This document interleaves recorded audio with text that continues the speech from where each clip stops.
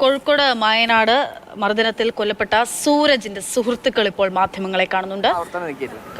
അത് കഴിഞ്ഞ് കുറച്ച് കഴിഞ്ഞപ്പോൾ ഇത് ഞങ്ങൾ ഓരോ വഴിക്ക് പോയി. ഞാൻ എൻ്റെ വീട്ടിലേക്കും പോയി, ഓനെ അവിടെ കളരിത്തായിട്ട് വേറെന്തോ പരിപാടി ഉണ്ടായിരുന്നു, അവിടേക്കും പോയി. പിന്നെ അറിയുന്നത് ഇതാണ്, ഓലും കൊടുത്ത് അല്ല വന്നിട്ട് വേഗം ഇങ്ങോട്ട് വന്നു. ഓനെ വിളിച്ചു വരുത്തിയിട്ട് തച്ചത്. 17 ആൾക്കാരെ എടുത്തു. അശ്വന്തിനാണ് ഓല് വന്ന് തച്ചത്. അതില് സൂരജ് പിടിച്ചു മാറ്റാൻ പോയതാ. സൂര്യനെ എല്ലാവരും വിജയ്, അജയ്, ഓന്റെ അച്ഛൻ മനോജ്,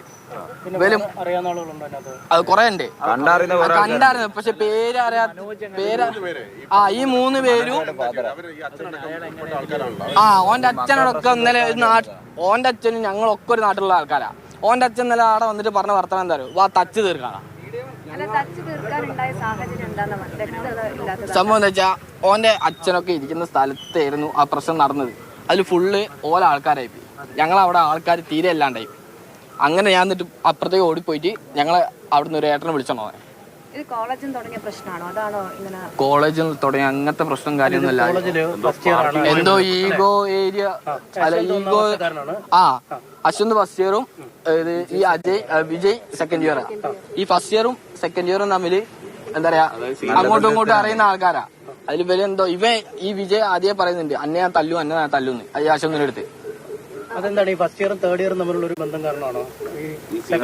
സെക്കൻഡ് ഇയേഴ്സിന് ഓൾക്ക് ചെയ്യാൻ പറ്റുന്നൊന്നും ഫസ്റ്റ് ഇയേഴ്സിന് ചെയ്യാൻ പറ്റുന്നില്ല. ഇവര് തമ്മിൽ വേറെ എന്തെങ്കിലും പ്രശ്നങ്ങൾ നേരത്തെ ഉണ്ടായിരുന്നു? അതായത് ഈ മനോജും പിന്നെ ഈ സൂരജും തമ്മിൽ ഇല്ല ഒരു പ്രശ്നമില്ല. ഈ ഒരു സംഭവത്തിന്റെ പേരിൽ മാത്രമാണ് ഇങ്ങനെ ഇതിന്റെ മുകളിൽ മാത്രം. ഇല്ലല്ല, ഈ അശ്വന്തിനോട് പറയും അന്നെ ഞാൻ തല്ലു പറയും ഈ വിജയ്.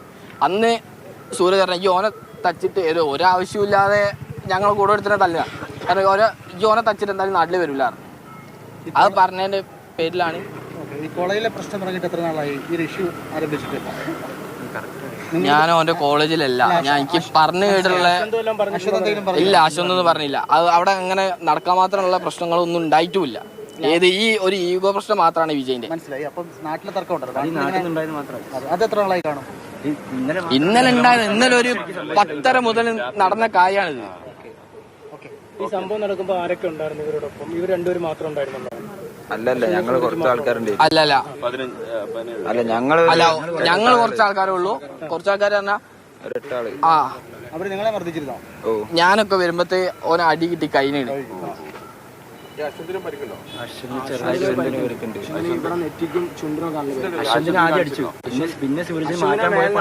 സൂരജിനെ താഴത്തേക്ക് കൊണ്ടുപോയിട്ട് അവിടുന്ന് എല്ലാരും കൂടി ഈ ഒരു പ്രശ്നം കഴിഞ്ഞ് ഞങ്ങൾ കുറെ നേരം അവിടെ നിന്നാണ്. ഈ പ്രശ്നം കഴിഞ്ഞല്ലോ ഞങ്ങൾ കുറെ സമയം ഞങ്ങൾ അവിടെ നിന്നാണ്. ഇവലിഞ്ഞി വരുമോ എന്ന് വിചാരിച്ചിട്ട് ഒക്കെ കഴിഞ്ഞ് ഓരോരുത്തരും വീട്ടിൽ അവിടെ തിരയാണല്ലോ. അപ്പൊ വീട്ടിലൊക്കെ ഓരോരുത്തർ വരല്ലോ. അങ്ങനെ ഓരോരുത്തർ ഓരോ വൈക്ക് പോയതാ വീട്ടിലേക്കും കാര്യങ്ങളൊക്കെ ആയിട്ട്. ഉണ്ടായിരുന്നു. അത് കഴിഞ്ഞ് പ്രശ്നം പരിഹരിച്ച് പോയതാ. അത് കഴിഞ്ഞ് പ്രശ്നമൊന്നും ഇല്ലാന്നുള്ള രീതിയിൽ പോയതാ. പിന്നെ അല്ല, ഞങ്ങൾ അവിടെ തന്നെ നിൽക്കാം. അവിടേക്കാണ് ഇപ്പം വിളിച്ചിട്ട് 10ാം മൈലേ വാ, പിന്നെ ഇവിടേക്ക് വാ, ഇത് മുഴിക്കലേക്ക് വാ. ഇല്ല ഞങ്ങൾ എവിടേക്കും പോയില്ല. തടയാൻ ശ്രമിച്ചപ്പോൾ